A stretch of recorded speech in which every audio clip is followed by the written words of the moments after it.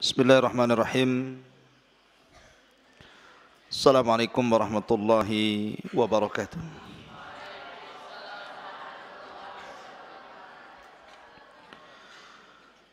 Bihamdillah wassalatu wassalamu ala rasulillah wa ala alihi wa sahbihi wa mawalah wa la hawla wa la quwwata illa billahi wa ba'du. Qala Allahu azza wa jal, ya ayyuhalladzina amanu taqullaha haqqa tuqatih wa la tamutunna illa wa antum muslimun, amma ba'du. Ma'asyiral muslimin yang dimuliakan Allah subhanahu wa ta'ala, alhamdulillah di malam hari ini kembali kita duduk di Masjid Pesantren Jabal Uhud, Tiban, Batam. Salawat dan salam tak lupa kita aturkan kepada Rasul kita Nabi besar Muhammad sallallahu alaihi wa ala alihi wasallam. Pembahasan di malam hari ini kita akan membahas 5 peristiwa hidup setelah kematian. 5 peristiwa hidup setelah kematian. Dan semua tertuang dalam satu surat di dalam Al-Quranul Karim, surah Al-Baqarah. Jadi kita akan membahas 5 peristiwa hidup setelah kematian di dalam surah Al-Baqarah. Pertama, surah Al-Baqarah ayat 55 sampai 56. Ayat 55 sampai 56. Allah subhanahu wa ta'ala berfirman, wa idh qultum ya Musa lan nu'mina laka hatta narallaha jahra fa akhadatkumus sa'iqatu wa antum tanzurun thumma ba'athnakum min ba'di mautikum la'allakum tashkurun. Allah subhanahu wa ta'ala berfirman, dan ingatlah ketika kalian berkata, wahai Musa, kami tidak akan beriman kepadamu sampai kami melihat Allah terang-terangan. Maka datanglah halilintar menyambar kalian, dan engkau melihat halilintar itu.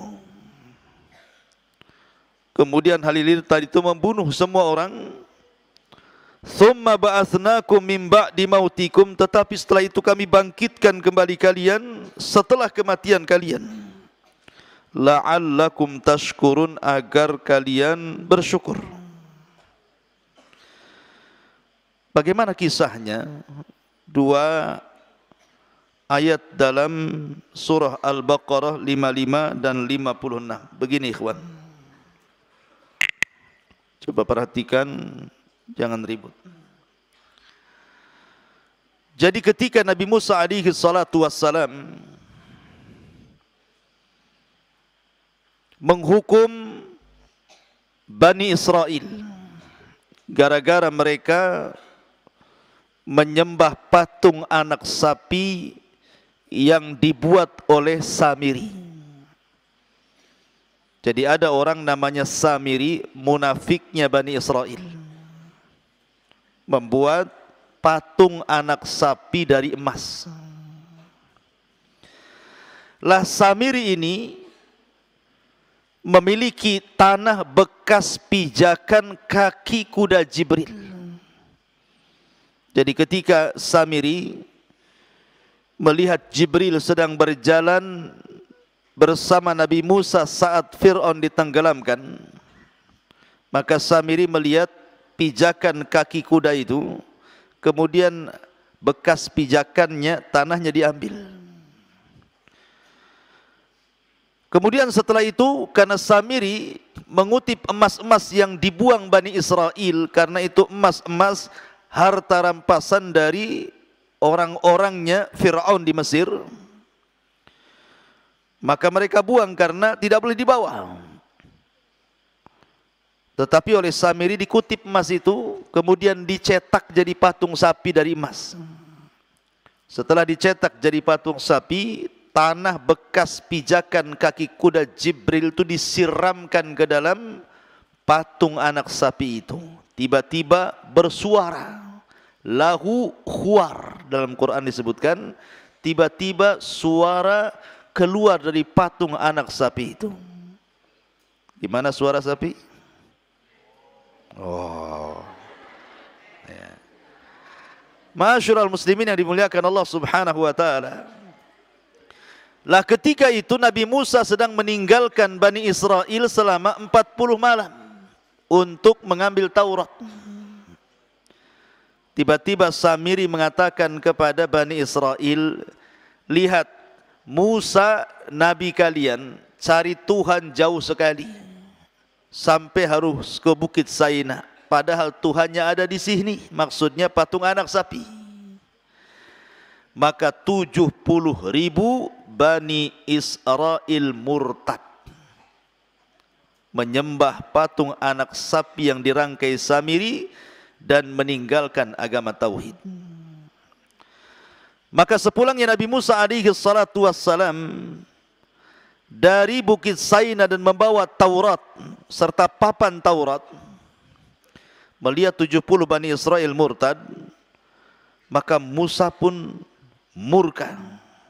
Kemudian memanggil Harun saudaranya, kemudian memanggil Samiri, akhirnya mengusir Samiri, kemudian menghukum Bani Israel berdasarkan Taurat dengan cara sebagai hukumannya dan sebagai tobatnya karena mereka sudah murtad, maka mereka harus saling tusuk-tusukan satu dengan yang lainnya, saling bunuh-bunuhan dengan satu dengan yang lainnya, sama-sama pegang pisau. Begitu cara tobatnya. Tusuk sini, kamu tusuk saya tusuk kamu. Ya. Akhirnya 70.000 orang itu semua mati. Awalnya mereka nggak mau, karena tobatnya harus saling bunuh-membunuh. Awalnya mereka nggak mau. Karena mereka nggak mau, maka mereka diancam dengan bukit Tur yang diangkat di atas kepala mereka. Wa rafa'na fawqakumut tur khudhu ma atainakum biquwwah. Maka Allah angkat bukit Tur di atas kepala mereka. Mau tobat atau mau dibanting bukit Tur ini? Tobat mati, tak tobat mati. Ya kan? Kalau tak tobat, dihantam bukit Tur mati. Kemudian tobat disuruh tusuk-tusukan mati juga. Jadi tobat nggak tobat, dua-duanya mati. Tetapi mati di atas tobat, dzalikum khairul lakum inda bari'ikum. Itu lebih baik dibandingkan mati kena azab. Akhirnya mereka pun memilih tusuk-tusukan satu dengan yang lainnya. Kemudian semua mati sebanyak 70.000 Bani Israel. Mati semua. Ya. Maka Nabi Musa alaihi salatu wassalam mulai menggembleng orang-orang yang tidak terlibat dalam pemurtatan Samiri. Kemudian Nabi Musa ingin membawa mereka supaya meyakinkan bahwa dia bisa bicara dengan Allah. Maka diajaklah beberapa orang pilihan menuju Bukit Tur Sina. Ada yang mengatakan 6 orang, ada yang mengatakan 12 orang. Wallahu alam. Yang jelas khawasnya Nabi Musa, orang-orang pilihannya Nabi Musa, diajak oleh Musa biar mereka yakin bahwa dia bisa berbicara dengan Allah. Berangkatlah mereka. Di tengah jalan mereka enggak yakin dengan Nabi Musa. Subhanallah, padahal ini orang pilihan nih. Mereka enggak yakin dengan Nabi Musa, bahkan mengancam dan mengatakan wa id qultum ya Musa lan nu'mina laka hatta narallaha jahra. Mereka mengatakan, ya Musa, kami tidak akan beriman kepadamu sampai kami bisa melihat Allah Tuhanmu dengan kasat mata. Kata-kata lan nu'mina, kami tidak beriman, maksudnya tidak beriman kepada kenabianmu, atau tidak beriman bahwa engkau itu bisa bicara dengan Tuhanmu. Sampai kami bisa melihat Tuhanmu seperti apa, baru saya yakin. Itulah Bani Israel. Su'ul adab, buruk akhlaknya kepada nabinya. Maka ketika mereka kemudian ngomong seperti itu saja, tiba-tiba karena ucapannya lancang, ikhwan, itu ucapan lancang sekali kepada nabinya, mengatakan kami tidak beriman kepadamu wahai Musa, sementara mereka sudah banyak diselamatkan oleh Allah lewat Nabi Musa, diberikan nikmat oleh Allah lewat Nabi Musa. Ujung-ujungnya kurang ajar dan mengatakan kami tidak beriman kepadamu wahai Musa sampai engkau tampakkan Tuhanmu seperti apa. Karena mereka sudah lancang, apa yang terjadi? Fa'akhadatkumus sa'iqatu wa antum tangdurun. Datang halilintar menyambar orang-orang ini. Langsung seketika semua mati tersambar halilintar. Mati semuanya. Ya. Tetapi setelah itu Nabi Musa berdoa kembali kepada Allah agar dihidupkan kembali. Maka Allah katakan, "Tsumma ba'atsnakum mim ba'di mautikum la'allakum tashkurun." Kemudian kami bangkitkan kembali kalian setelah kematian kalian agar kalian bersyukur. Maka di sini terjadi qudratullah, kuasa Allah, orang mati bisa hidup lagi. Ini kisah yang pertama. Kisah yang kedua terdapat dalam surah Al-Baqarah ayat 67 sampai 73. Ada kisah yang disebut Baqaratu Bani Israel. Kisah Baqarah Bani Israel, sapi betina Bani Israel. Bagaimana kisahnya? Allah Subhanahu wa taala berfirman, "Wa idz qala Musa liqaumihi, innallaha ya'murukum an tadhbahu baqarah." Qalu atattakhiduna huzwa? Qala a'udzu billahi an akuna minal jahilin. Dan ingatlah ketika Musa berkata kepada kaumnya, sesungguhnya Allah perintahkan kepada kalian untuk menyembelih baqaratan, sapi betina. Qalu, mereka mengatakan, atattakhiduna huzwa? Kau hendak main-main dengan kami wahai Musa?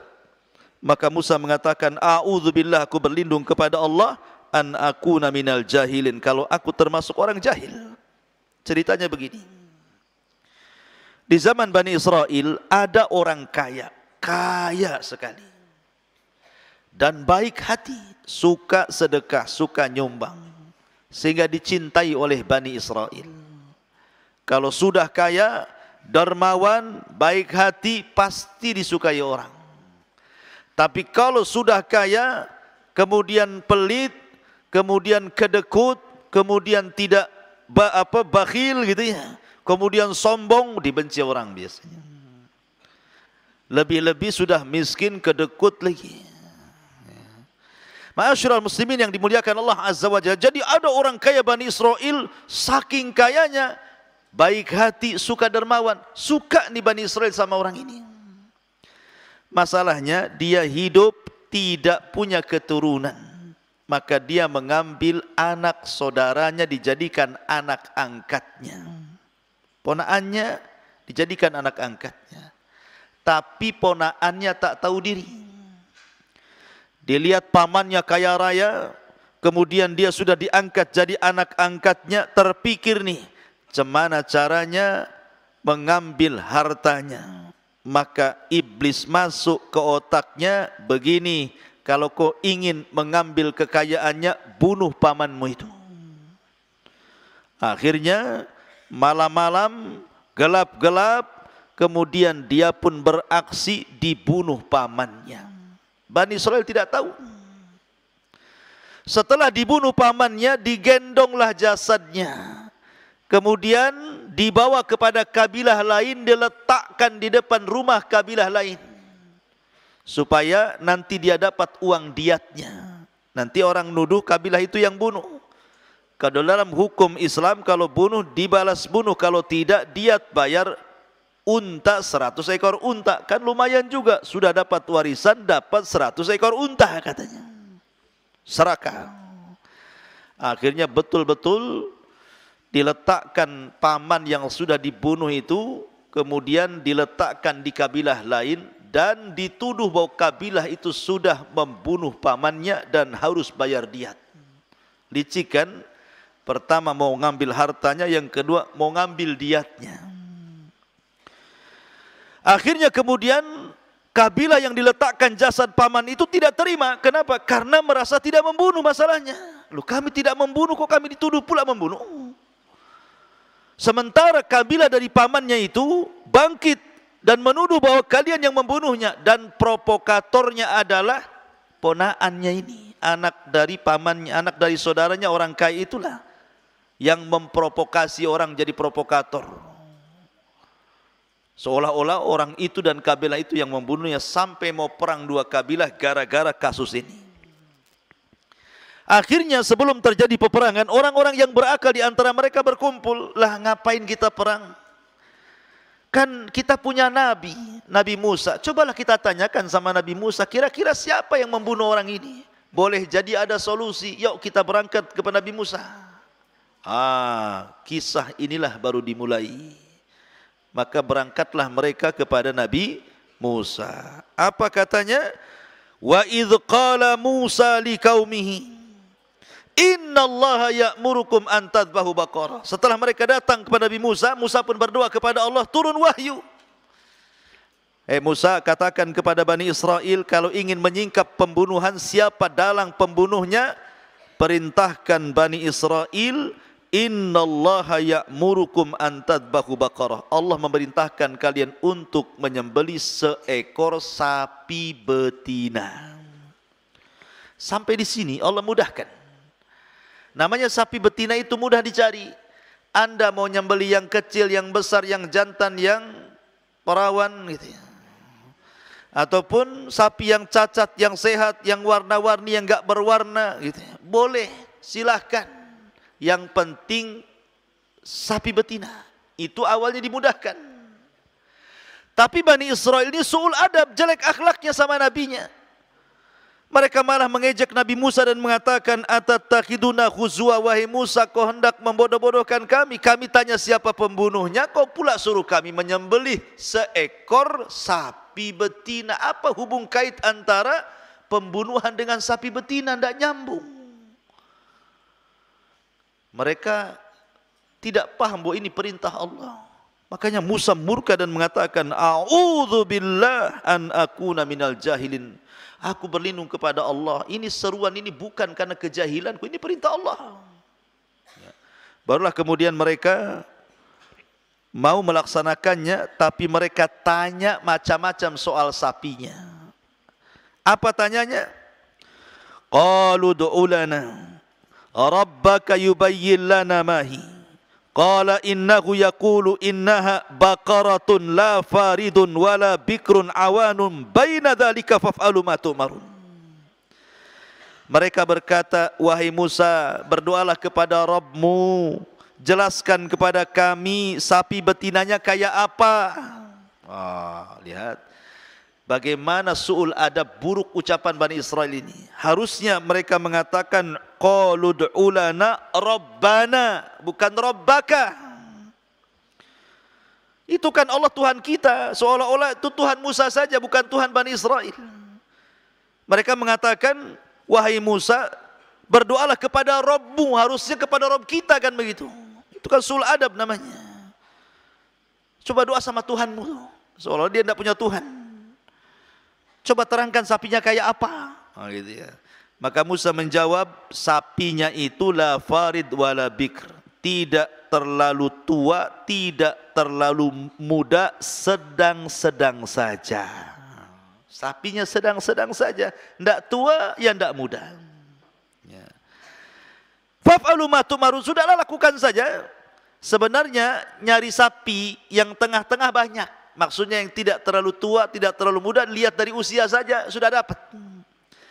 Tapi mereka memang hendak memperberat diri, maka Allah beratkan sekalian. Fasyaddadu fasaddadallah. Ketika mereka hendak berat, Allah berikan berat.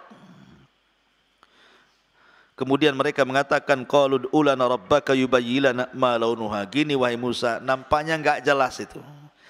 Sekarang kami tanya warnanya lah. Kayak apa warnanya itu sapi itu? Maka Musa mengatakan, warna sapinya, qala innahu yaqul innaha baqaratun safra faqi'un launuha tasurrun nadhirin. Oh, sapi betinanya warnanya kuning tua, artinya kuning pekat, nggak ada warna lain.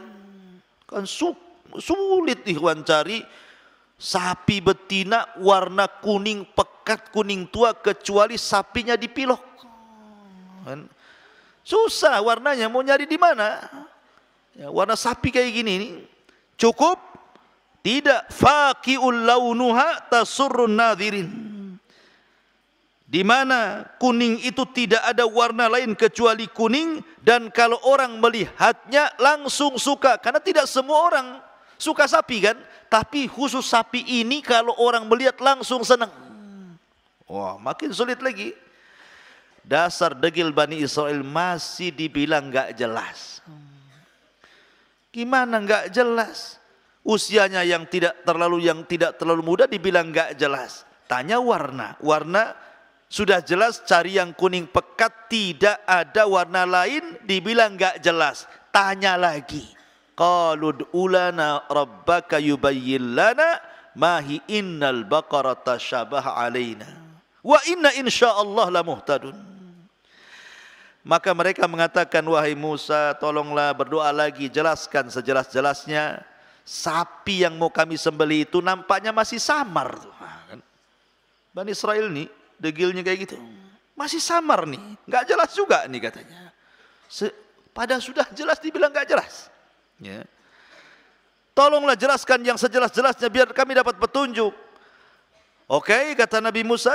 Musa berdoa kepada Allah kemudian mengatakan, qala innahu yaqul innaha baqar la dhalulun tuthirul arda wa la taskil hartha musallamatu la syiyata fiha. Qalul ana ji'ta bil haqq fadhabahuha wa ma kadu yaf'alun.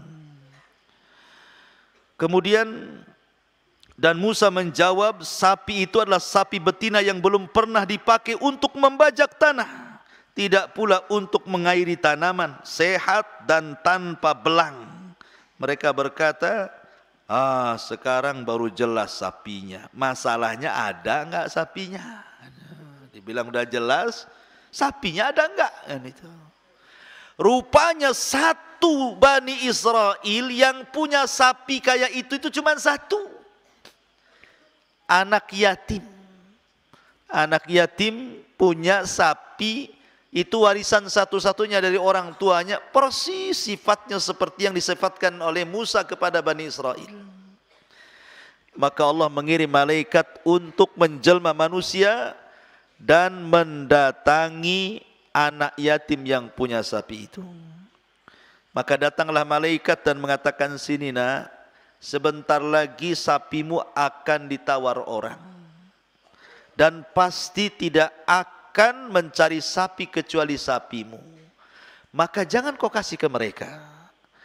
Tapi kalau seandainya mereka kekeh ingin sapimu nak, jualah sapimu dengan emas seberat sapimu.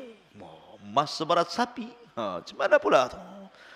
Ya, kalau emas Jawa ya lah, mas kemana mas kan itu ya, berat tuh kan itu ya.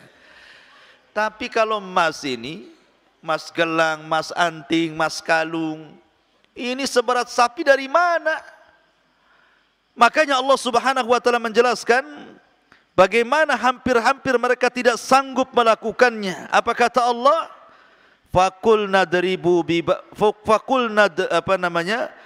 wa idza fadhabahu wa ma kadu yaf'alun. Di ujung ayat Allah mengatakan fadhabahuha wa ma kadu yaf'alun.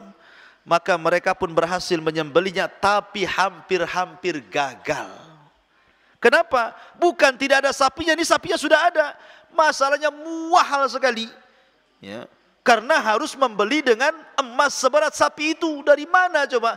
Terpaksalah akhirnya mak-mak, ibu-ibu gitu ya, dicopotin antingnya, kalungnya, gelangnya, dikumpulkan di kilo, kemudian setelah seberat sapi itu baru anak yatim memberikan sapinya. Anak yatim ini kaya mendadak gara-gara jual sapi. Ma'asyiral muslimin yang dimuliakan Allah Azza wa Jalla. Setelah kemudian dapat sapi, apa yang terjadi? Dibawalah sapi itu kepada Nabi Musa. Maka Nabi Musa menyuruh untuk menyembelihnya, disembelihlah sapi itu. Kemudian diambillah bagian daging dari sapi itu. Kemudian dipukulkan ke orang yang mati. Tiba-tiba hidup dia. Kemudian Musa bertanya, hei, siapa yang membunuhmu? Kemudian orang yang mati ini melirik-lirik. Ternyata pandangannya langsung ke keponakannya. Tuh yang bunuh saya tuh, katanya. Habis itu mati lagi. Ya, hanya ngasih tahu pembunuhnya, habis itu klak mati lagi. Tapi kan di sini sempat hidup sesaat. Ini namanya hidup setelah kematian. Kuasa Allah, hanya dipukul daging sapi bisa hidup. Tapi yang bisa melakukan seperti Nabi Musa, jangan pula ada orang mati antum pukul-pukul dengan daging sapi kok tak hidup-hidup, katanya. Ya, antum bukan Musa. Ya, ngapain pula antum pukul orang dengan daging sapi pula? Ya.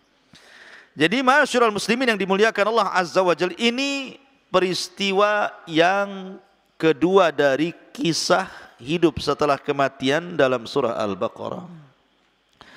Kemudian kisah yang ketiga masih dalam surah Al-Baqarah ayat 259, agak jauh.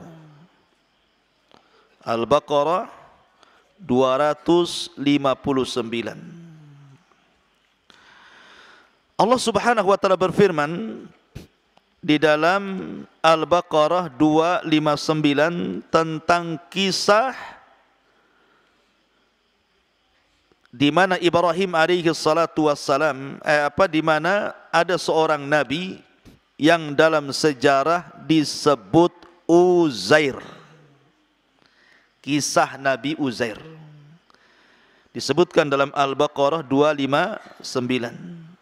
Allah mengatakan, "Au kalladzi marra ala qaryatin wa hiya khawiyatun ala urushiha qala anna yuhyi hadhihi Allahu ba'da mautiha fa amatahu Allahu mi'ata amin thumma ba'athah qala kam labista qala labistu yawman aw ba'da yawm qala bal labista mi'ata amin fangdur ila ta'amika wa syarabika lam yatasannah wangdur ila himarika walinaj'alaka ayatan linnas wangdur ilal idham kaifa nunsizuha thumma naqsuha lahma falamma tabayyana lahu qala a'lamu anna Allah ala kulli syai'in qadir." Kisahnya begini. Dulu orang-orang Yahudi menguasai Palestina. Tapi orang-orang Yahudi itu terkenal su'ul adab kepada para nabi. Buruk adabnya, buruk akhlaknya, buruk muamalahnya, sehingga terkadang mereka mendustakan nabi, bahkan sampai membunuh para nabi. Sampai-sampai Nabi Zakaria dibunuh orang Yahudi, Nabi Yahya dibunuh orang Yahudi, Nabi Isa pun tidak lepas akan terjadi pembunuhan kalau tidak diangkat Allah ke langit. Banyak, akhirnya kemudian banyak para nabi yang didustakan dan dibunuh. Sebab itulah Allah datangkan kepada Yahudi Bani Israel pasukan besar yang dipimpin oleh Bukhtun Nasr. Ada orang namanya Bukhtun Nasr, penguasa Babil Irak, membawa pasukan besar kemudian menyerang Palestina dan dihancurkan serata-ratanya bangunannya itu. Diratakan dengan tanah. Orangnya dibantai. Perempuannya kemudian jadi budak. Yang lainnya pergi tunggang langgang ketakutan. Dan banyak orang dibantai di Palestina oleh pasukan Bukhtun Nasr yang datang dari Babil, Irak. Akhirnya orang-orang Yahudi pun terancam. Kenapa? Karena kalah, Palestina dihancurkan oleh Bukhtun Nasr. Karena padahal sebelumnya mereka sudah baru saja membunuh Nabi Yahya dan Zakaria. Tiba-tiba mereka diserang oleh kerajaan Babil dipimpin Bukhtun Nasr, kotanya hancur sehancur-hancurnya, perempuannya diperbudak, laki-lakinya dibantai, akhirnya yang lainnya lari tunggang langgang gak karu-karuan. Akhirnya kota itu hancur lebur. Kemudian Bukhtun Nasr pulang ke Irak membawa harta rampasan perang dan tawanan-tawanan perang. Kemudian tiba-tiba kota itu sudah hancur, tidak berpenghuni lagi, kota mati. Tiba-tiba ada seorang nabi lewat, namanya Uzair alaihi salam. Di sini cerita dimulai, au kalladzi marra ala qaryatin wa hiya khawiyatun ala urushiha. Atau seperti orang yang melewati sebuah negeri yang bangunan-bangunannya telah roboh hingga menutupi reruntuhan atap-atapnya. Jadi Nabi Uzair ini melihat Palestina yang tadinya megah, rame, sekarang sudah roboh. Enggak ada orang, bangunannya rusak. Ya. Maka Uzair pun berpikir, kemudian termenung dan mengatakan, anna yuhyi hadhillahu ba'da mautiha, kata Uzair. Mungkinkah Allah Subhanahu wa taala kembali menghidupkan kota setelah kematiannya? Uzair bukan mengingkari kuasa Allah, tidak. Seperti kita lah sekarang itu melihat Suriah, perang Suriah yang tadinya kota yang sangat indah, setelah terjadi perang bom sana sini akhirnya banyak yang rusak. Tentu kita berpikir kapan Suriah seperti dulu. Nah, gitu ya. Mungkin gak dia bangkit lagi? Nah, Uzair mengatakan seperti itu ketika melihat Palestina hancur, dihancurkan Bukhtun Nasr. Uzair ini berpikir, barusan kemarin saya lewat kota ini, indah, penuh dengan orang, bangunannya tinggi-tinggi, kok sekarang sudah roboh rata dengan tanah, tidak ada orang pun. Mungkin gak Allah mengembalikan kota ini seperti semula? Nah, itu dalam hati Uzair berpikir seperti itu. Akhirnya karena sudah panas duhur, Uzair pun mencari tempat istirahat. Masuklah dia ke dalam gua kecil, kemudian dia pun menyandarkan, merebahkan badannya, tiba-tiba tidur dan tidak bangun-bangun sampai 1 abad. 1 abad berapa? 100 tahun. Tidur 100 tahun, ikhwan. Antum aja tidur 2 hari itu udah malas luar biasa ya. 100 tahun tidur, puas enggak tuh tidur 100 tahun tuh? Antum enggak puas lah. Jadi akhirnya kemudian tidur 1 abad tuh, enggak bangun-bangun. Masya Allah, kuasa Allah. Lah Uzair ini membawa perbekalan makanan. Di makanan itu ada roti gitu ya. Lah ketika itu kan Uzair sedang buat roti itu. Jadi sedang ngadon roti dengan dikasih asir, dikasih jus gitu ya, dicampur biar lembut rotinya. Ditaruh di panci gitu. Kemudian keledainya diikat di samping gua. Kemudian sambil nunggu makanan itu dia tidur. Rupanya ndak terasa 1 abad dia baru bangun. Apa yang terjadi dengan makanannya? Dan apa pula yang terjadi dengan keledainya? Disinilah kuasa Allahnya. Maka Allah Subhanahu wa taala kemudian bangunkan Uzair setelah fa'amatahullahu mi'ata amin. Setelah Allah buat Uzair itu diwafatkan, maksudnya ditidurkan selama 100 tahun 1 abad. Tsumma ba'atsah, tiba-tiba Allah bangunkan. Diutusnya malaikat suruh bangunkan, bangunkan Uzair tuh udah lama, udah 100 tahun tuh dia tidur tuh. Akhirnya pun dibangunkan sama malaikat. Ditanya sama malaikat, kam labista, berapa lama kau sudah tinggal di sini Uzair? Kata Uzair, labistu yauman au ba'da yaum. Dia kaget, oh boleh jadi saya baru tidur 1 hari atau mungkin setengah hari katanya.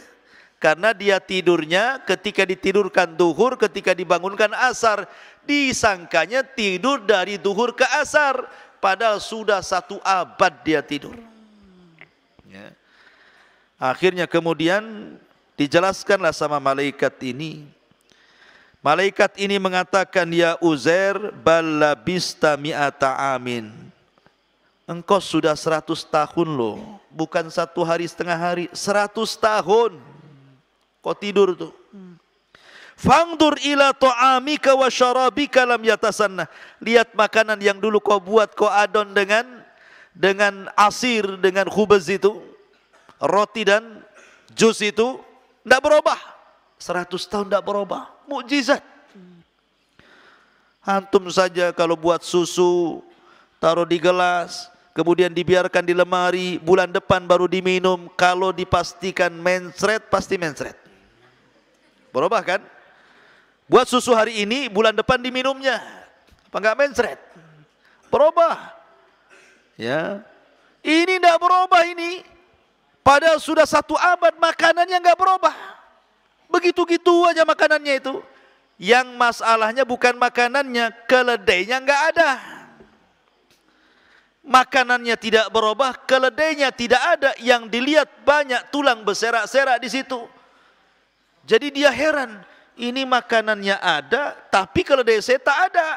Jadi kan disangkanya tidur sebentar masalahnya. Lain kalau makanannya sekalian enggak ada. Ini makanannya enggak berubah, lam yatasanna. Tidak berubah sama sekali. Tapi kok keledainya enggak ada, tapi kok banyak tulang di bawah ini.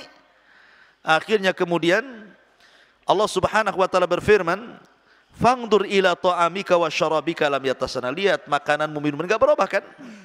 Tapi wangdur ila himarik, lihat sekarang keledaimu. Walinaj'alaka ayatan linnas, kami akan jadikan keledai itu tanda kuasa Allah bagi manusia.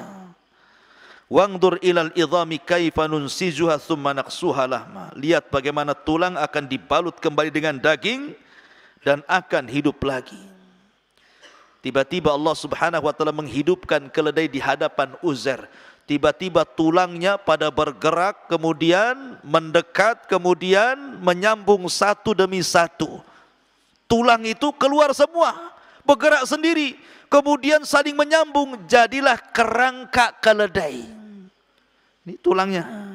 Setelah tulangnya terangkai, tiba-tiba Allah Subhanahu wa taala mengirim daging-daging yang melesat dari mana-mana, nempel di tulang-tulang itu.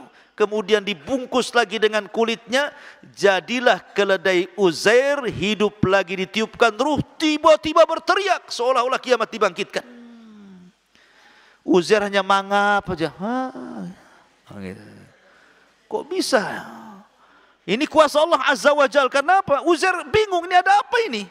Kok bisa keledainya tiba-tiba tulangnya terangkai sendiri, daging yang tak datang dari mana nempel lagi, kemudian dibungkus kulit lagi, tiba-tiba ditiupkan ruh dan berteriak keledainya Uzair seolah-olah kiamat dibangkitkan. Maksudnya begini, bagaimana Allah menghidupkan dari kematian keledai ini supaya jadi peringatan bahwa tidak ada yang mustahil bagi Allah. Karena Uzair kan 100 tahun sebelumnya mengatakan mungkin enggak kota ini hidup lagi. Ternyata setelah diwafatkan atau ditidurkan 100 tahun, kemudian Allah memberikan contoh dia bisa menghidupkan keledai setelah kematiannya, apalagi hanya menghidupkan kota itu kecil, gampang bagi Allah. Tiba-tiba kemudian dia keluar, bawa keledainya, bawa makanannya. Tadinya kota yang hancur, lebur, berantakan, rupanya kota itu sudah kembali ramai. Kembali bangunannya megah-megah, kembali ekonominya jalan lagi.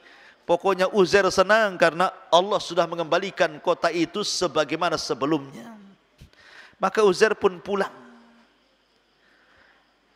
Dia kan sudah 100 tahun ngilang masalahnya, tapi dia masih ingat rumahnya. Ketika sampai di rumahnya bingung karena di rumahnya hanya ada nenek tua buta yang sedang duduk depan rumahnya. Kemudian Uzair mengatakan, benar enggak ini rumahnya Uzair, Nek? Kata nenek itu, benar ini rumahnya Uzair. Saya Uzair, Nek. Hah? Kau Uzair? Ah, jangan bohong, Uzair sudah hilang 100 tahun, ngaku-ngaku Uzair pula kau, katanya. Nah, itu bahasa Medannya ya.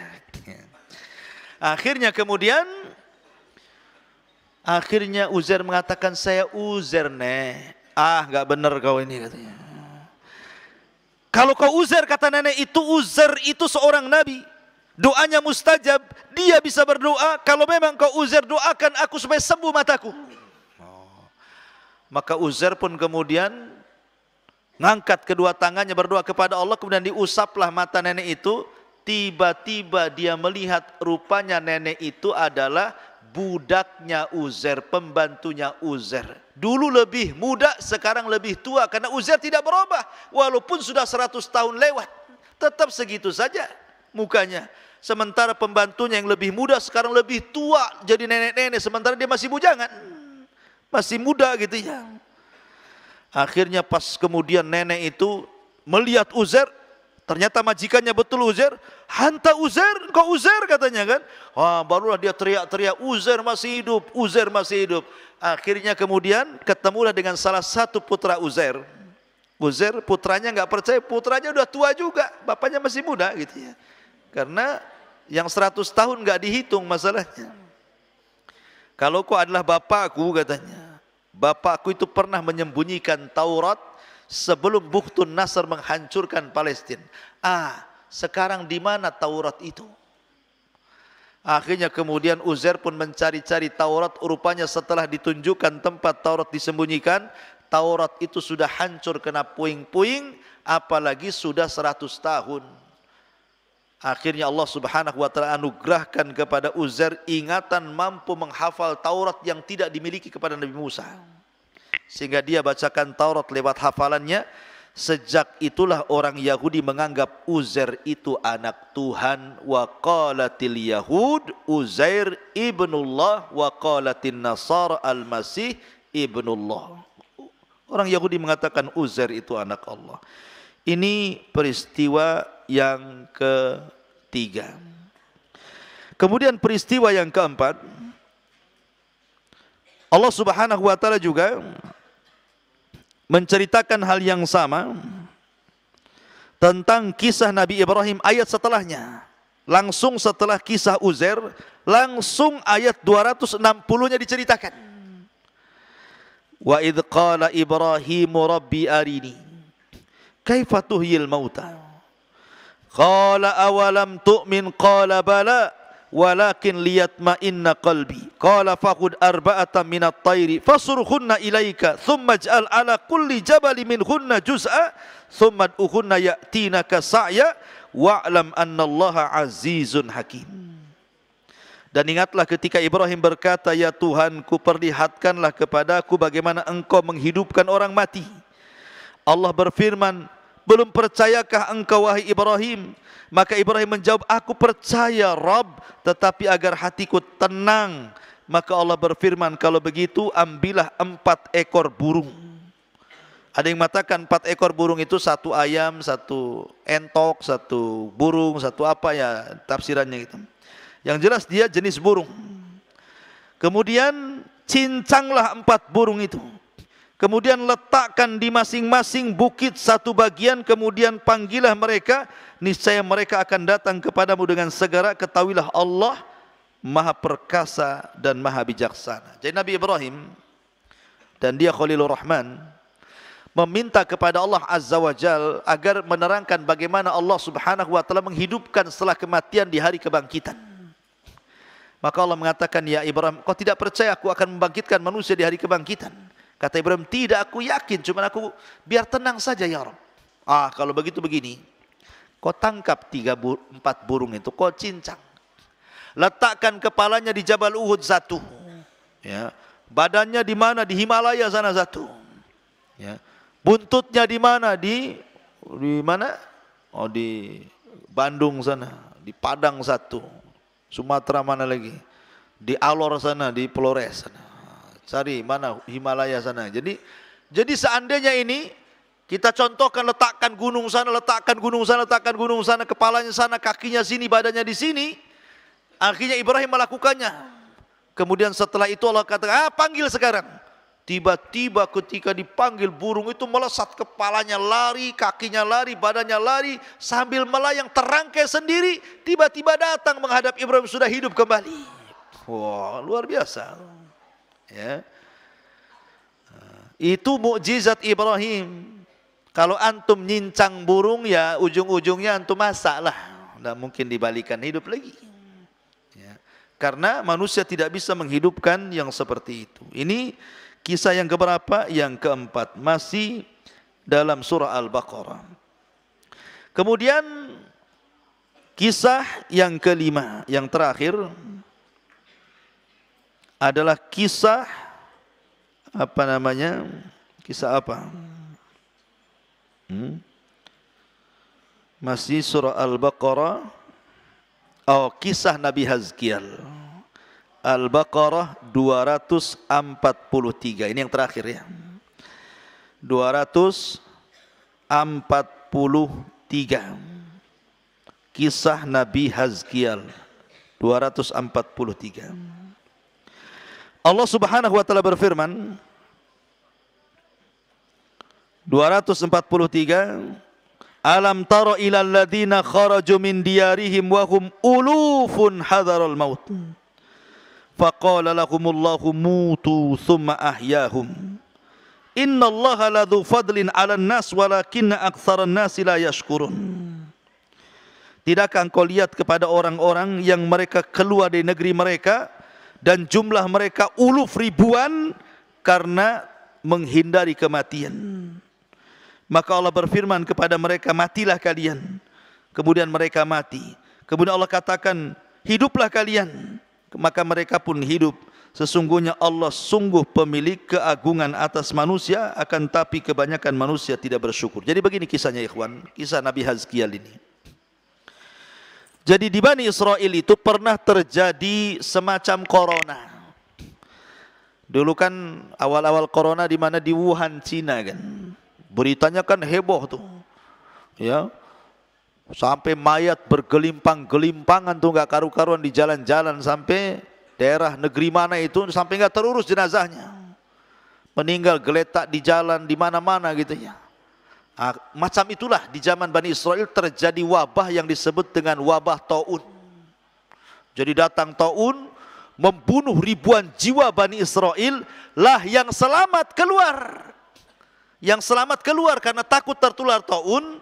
Akhirnya yang selamat tidak terkena taun itu mereka karena takut tertular, mereka keluar dari negerinya. Akhirnya mereka cari tempat yang selamat.